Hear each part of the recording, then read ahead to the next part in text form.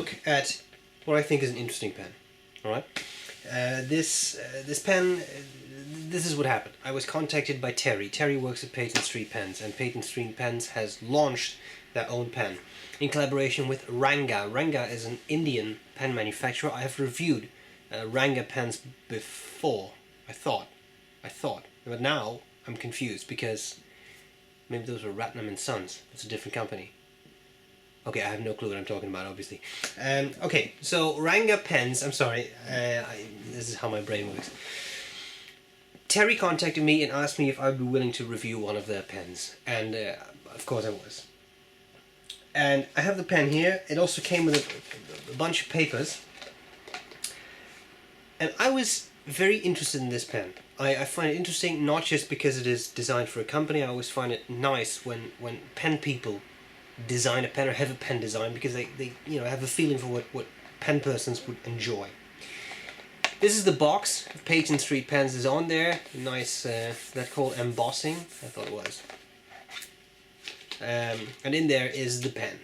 Alright, I'm just going to take out the pen. It's Ebonite. Ebonite doesn't bounce, so I don't want it to fall out. But first I'm going to show you some other stuff that came with the pen.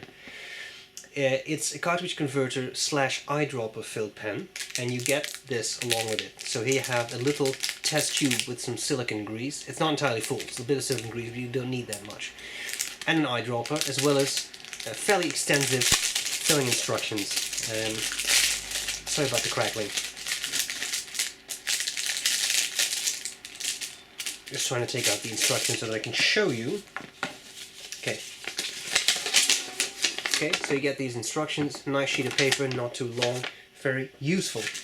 Then you also get eyedropper filling instructions and tips on this orange, let's call it orange sheet of paper. So you have more information. And I'm not being sarcastic here, I think this is very useful. Eyedropper pens have their own quirks, and it's good, especially if you've never used one before, to inform people on how to use them. Little note from Terry, and a product spec sheet. Now, I don't know, the pen's called the Monterey. I don't know if everyone gets this or if I was the only one to get this because I'm reviewing it. But in any case, it's nice. So it says year of introduction 2016, designer Terry Morris. Materials are currently Ebonite, acrylic models are to follow. Filling system is cartridge converter, that's standard, but also eyedropper. And you have a bunch of nib options, the Jovo nibs, which is nice. We know that those are nice nibs. The number 6 size, also nice because you can easily replace them with something else if you want. In extra fine, medium, broad, 1.1 and 1.5 millimeter italic. So that's actually a very interesting lineup, I would say. Prices, I'll come back to that. And then there is some information on the size, but measurements will be on the website as per usual. Okay, this is the olive ripple, and there is a two-tone broad nib in this. There is also polished steel nibs, but this is the two-tone in broad because, of course, you know me, I requested a broad. Let's talk about the pen. I'm going to cover the parts of the pen, I'll tell you what I like about it, what I don't like about it, and then I'll do a writing sample. Alright? We're going to start with the very tip of the pen, right there, the tip of the cap. The finial has nothing on it except ebonite. Now, ebonite, interesting material. If you've ever held ebonite, you know what I'm talking about. If polished well, it's a very smooth feeling, but it's a unique feeling. It's not the same as plastic. It's not wood. It's something unique. It's ebonite. You have these two rings up there. I like that. Just simple relief rings. Cap, barrel, threads at the end of the cap, and then the bottom of the cap, nothing. So it's very simple. You could say featureless. I don't think that's the case. It's very simple. Cap unscrews. Nice section.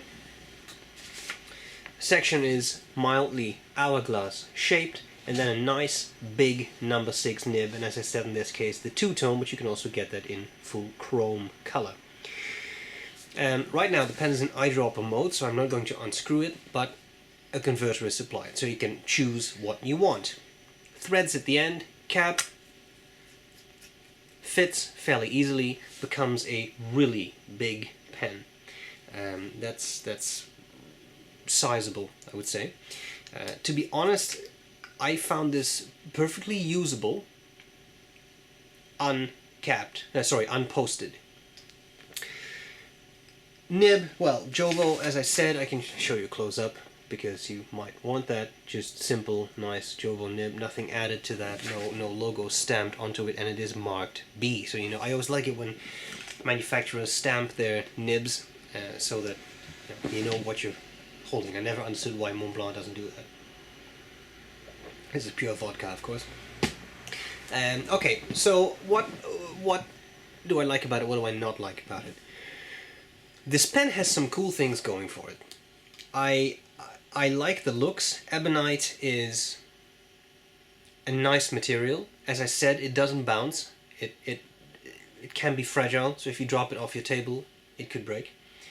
Of course, it could be said for any material, but I was treated a little bit carefully. Ebonite is also sensitive to light and water. It can discolor, so you have to be a little careful on where you leave it. So I would recommend using this in a pen pouch. I really like the section. The section is big, it's long, it's fairly girthy without being too thick, for me at least, making for a very pleasant pen to hold. I like this. Look how much space there is for my fingertip there. Very pleasant, and as I said, unposted. Posted, it's I'm just screwing that cap on there.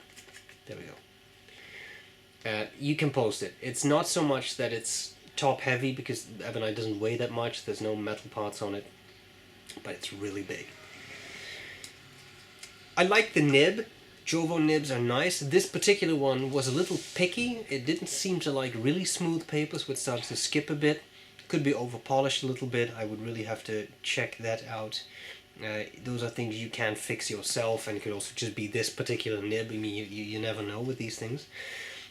But on a lot of papers I found it a very pleasant writer, especially in eyedropper mode. I found it a little dry with a converter, but in eyedropper mode I don't know if it's because it has a more consistent ink flow or it has just a bigger body of ink behind the feed.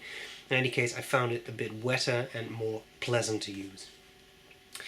So these are things I like about it. Things I don't like about it so much. Well, it is really big when it's posted.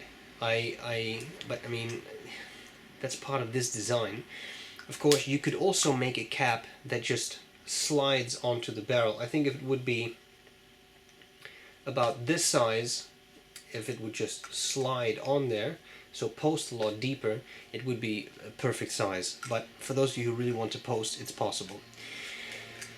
Another thing I don't like so much. It is interesting to have no clip.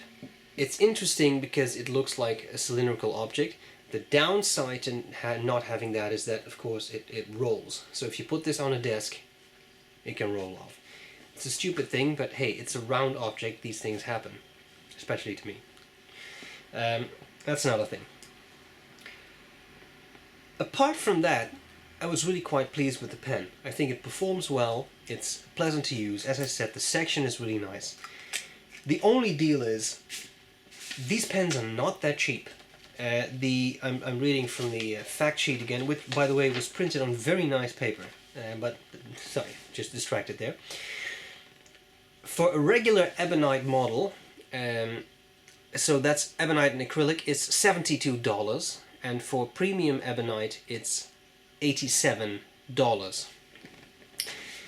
I find that price on the high side. Now you have to bear in mind these pens are made for Peyton Street pens by a company, so I'm not sure if you can call that custom pens, but I'm assuming that Peyton Street did not order 600,000 of them, so that does mean that the price can go up a bit.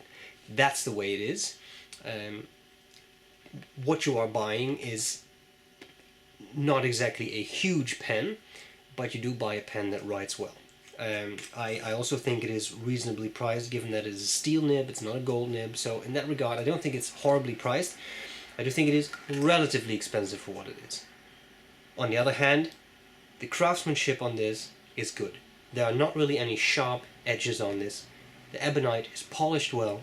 I have definitely seen Ebonite pens where the quality control is a lot lower. Corners are sharper, the polishing isn't as good. So in that regard, I am pleased, and I think the price is justified. But I can't imagine there are people who would say, wait a minute, that's really expensive. Bear in mind, I recently reviewed an B.R.E pen, which also looks a lot like this. It's also Ebonite, it's also clipless, etc.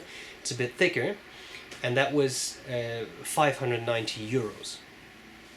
Did have a gold nib, but also Ebonite, and again, it looked quite a lot like this. So in that regard, when you look at it in that way, I don't think it's that terrible to pay this. And I do also have the feeling, I thought these were handmade pens. I could be wrong, but I thought they were handmade.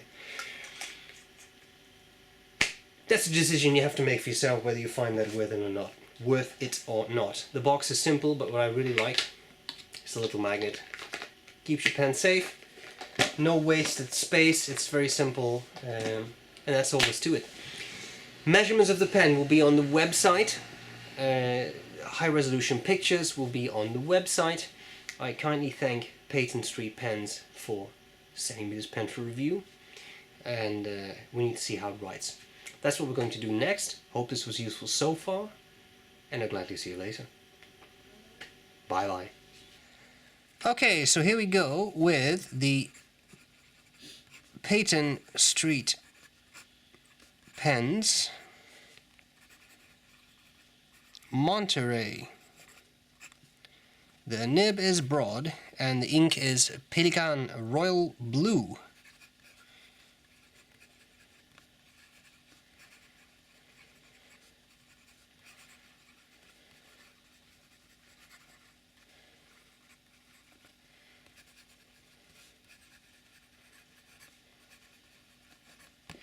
Writing is fairly smooth.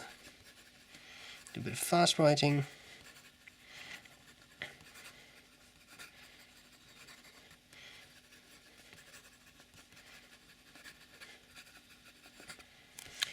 And as you can see, there's no skipping or anything.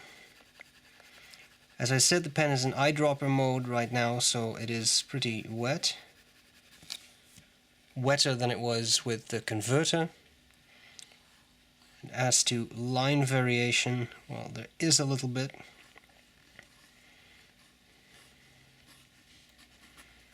But it's I wouldn't call this an extremely flexible nib. For those of you who really enjoy reverse writing, it's possible, but as you can see it gets very dry, so I wouldn't really do that. Okay, well, there you have it. Thanks a lot to Terry for sending me this pen. If you want one, go to Peyton Street Pens, because it is an exclusive. Hope this was useful, and I'll gladly see you later. Bye bye.